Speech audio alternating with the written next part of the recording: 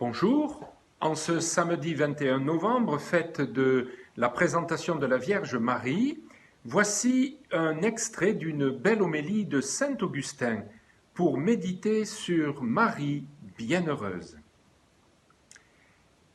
Faites attention, je vous en supplie, à ce que dit le Christ Seigneur, étendant la main vers ses disciples. « Voici ma mère, voici mes frères. » Et ensuite, celui qui fait la volonté de mon Père qui m'a envoyé, c'est lui mon frère, ma sœur, ma mère. Est-ce que la Vierge Marie n'a pas fait la volonté du Père? Elle qui a cru par la foi, qui a conçu par la foi, qui a été élue pour que le salut naquît d'elle en notre faveur, qui a été créée dans le Christ avant que le Christ fût créé en elle. Sainte Marie a fait, oui, elle a fait la volonté du Père. Et par conséquent, il est plus important pour Marie d'avoir été disciple du Christ que d'avoir été mère du Christ. Il a été plus avantageux pour elle d'avoir été disciple du Christ que d'avoir été sa mère.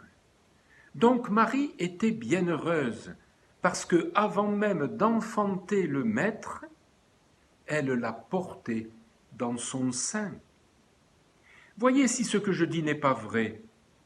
Comme le Seigneur passait, suivi par les foules, et accomplissant des miracles divins, une femme se mit à dire « Heureux, bienheureux le sein qui t'a porté !» Et qu'est-ce que le Seigneur a répliqué pour éviter qu'on ne place le bonheur dans la chair? « Heureux plutôt ceux qui entendent la parole de Dieu et la gardent. » Donc, Marie est bienheureuse aussi, parce qu'elle a entendu la parole de Dieu et l'a gardée. Son âme a gardé la vérité plus que son sein n'a gardé la chair. La vérité, c'est le Christ. La chair, c'est le Christ dans le sein de Marie. Ce qui est dans l'âme est davantage que ce qui est dans le sein. Sainte Marie, heureuse Marie. Et pourtant l'Église vaut mieux que la Vierge Marie. Pourquoi? Parce que Marie est une partie de l'Église, un membre éminent, un membre supérieur aux autres, mais enfin un membre du corps entier.